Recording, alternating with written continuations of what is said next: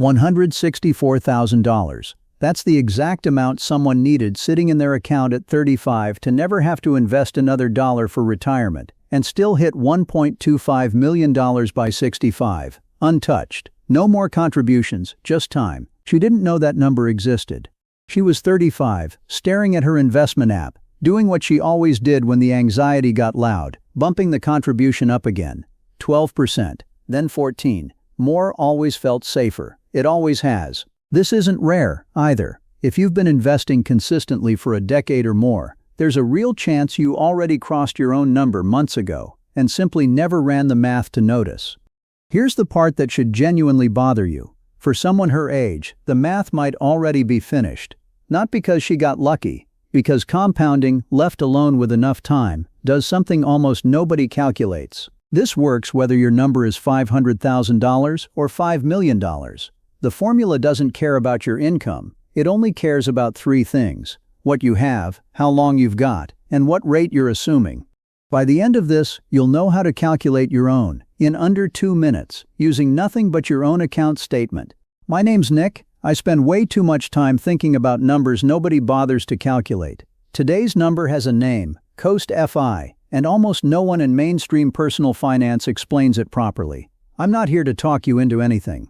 I'm here to make sure you actually know the number before you decide what to do about it. Because right now, almost nobody knows it. Not because it's hard math, because nobody ever handed them the formula. The entire industry runs on one assumption: more is always better, forever, with no finish line. Mostly true, until a specific, calculable point where the math underneath that advice quietly changes. Nobody tells you when you've crossed it. This isn't a fringe idea. It's been quietly used inside the financial independence community for over a decade. It just never made it into mainstream retirement advice, because "you might already be done" doesn't sell financial products. Here's the concept. The FIRE community calls it Coast FI. The balance where your money, left completely alone, compounds its way to your retirement number without another contribution. The formula. Take what you'll need at retirement, say $1.25 million, using the 25 times expenses rule, and work backward. At 35, with 30 years to grow and a historically reasonable 7% average return, a lump sum grows roughly eightfold, untouched. Divide $1.25 million by 8, $164,000. That's the Coast number. Cross it, and the retirement portion of the math is technically done. Read that again. $164,000, not $1.25 million, is the number that actually matters at 35. Sit with that. Here's where the number actually comes from. A lump sum grows by multiplying itself by once for every year it sits untouched. 30 years at 7% means multiplying by 1.07, 30 times in a row, which works out to roughly 8. Divide your target by that multiplier, and you get the exact balance that grows into it. Hands off, no more contributions required. Here's the formula in one line, if you want to run your own. Divide your retirement target by however many times your money will multiply between now and retirement age, at your assumed return. That's your Coast number. Everyone's is different.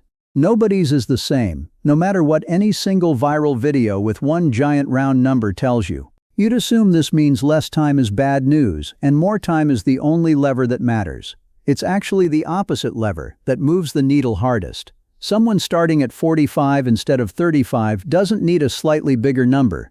They need a completely different one, $320,000, almost double, for the exact same target, because they gave compounding 10 fewer years to do the heavy lifting. Same finish line. A 15-year head start is worth more than most people saving twice as hard for half as long. Here's a third version, for anyone who started earlier. A 25-year-old with the same $1.25 million target and 40 years to grow gets a multiplier of roughly 15. Their Coast number, just $83,000, 15 years earlier than the 35-year-old, and the number needed is barely half as much. That 7% is a reasonable long-run estimate, not a promise for any one stretch. Markets don't move in straight lines, but the shape of the concept holds regardless. One more variable worth naming honestly. This whole calculation assumes you actually leave the money alone. Every early withdrawal, every panic-sold position during a downturn, resets the clock on however many years of growth you'd already banked.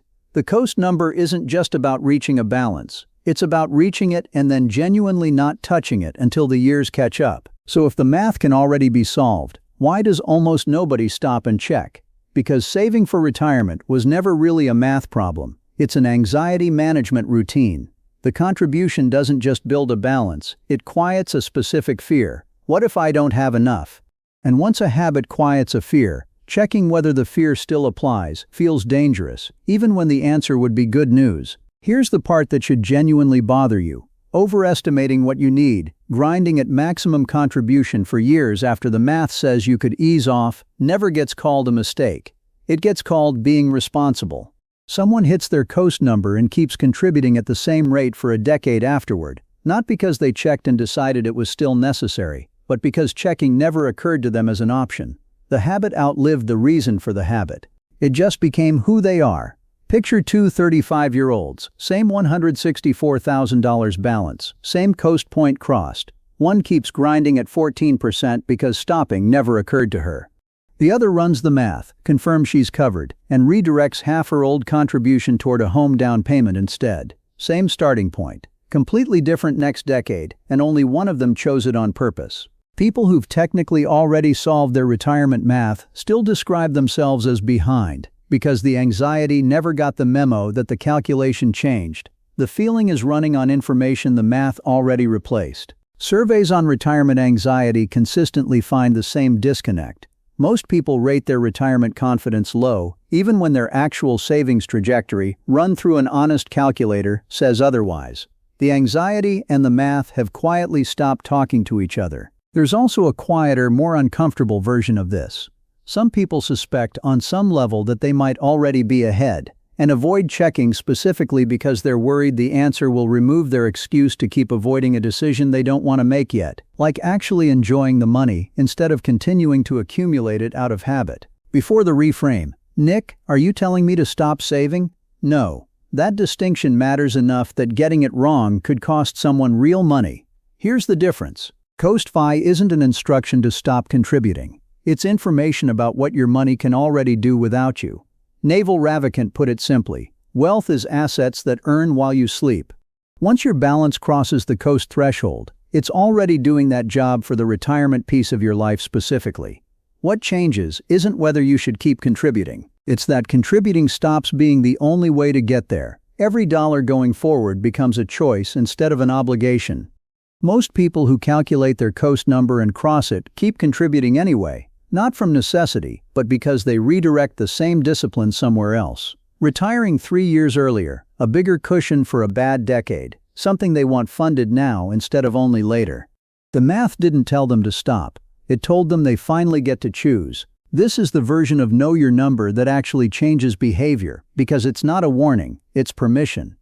This is also why blanket advice like always max out your 401k can be incomplete. It's excellent default advice for someone who hasn't checked their own number.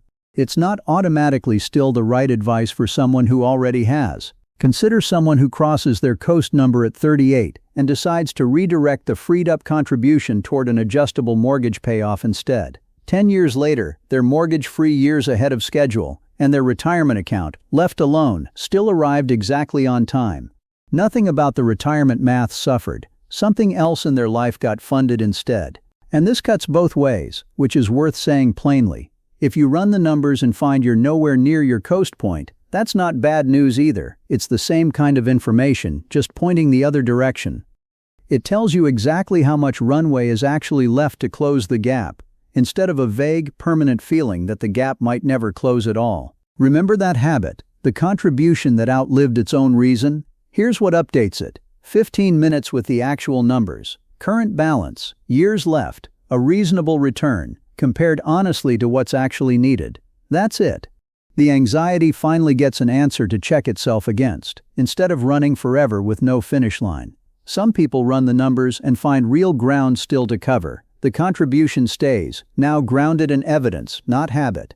Others find the coast point already passed, quietly, months ago, unnoticed. This works both directions, deliberately. Someone who runs the numbers and discovers they're nowhere close isn't left with vague dread either. They're left with an actual gap number and an actual number of years to close it. Both outcomes are better than not knowing. So, Back to her, at her desk, bumping the contribution from 12 to 14%, the way she always does when the anxiety gets loud. Somewhere in an account like hers, maybe this one, maybe not, the coast point might already be sitting there, unexamined, doing exactly what it was always going to do, whether anyone checked or not. Compounding doesn't wait for permission. It doesn't need the next contribution to keep going. It just needs time, and it's already had some. Nobody posts a screenshot of the day they didn't increase their contribution. That's exactly why almost nobody knows how common already coasting actually is.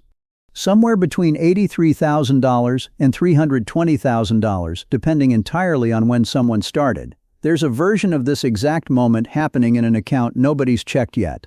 The coast point doesn't care if you noticed it. It was never waiting for permission. Quick, honest note. YouTube shows this channel to people it thinks will actually watch, and it decides that mostly by who watches to the end and who comes back.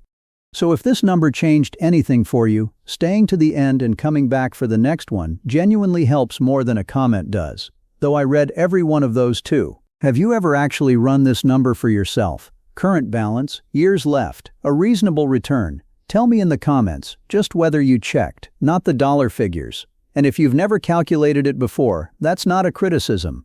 It's just the most common financial blind spot this channel has come across. And now for you, it isn't one anymore. I'll see you in the next one.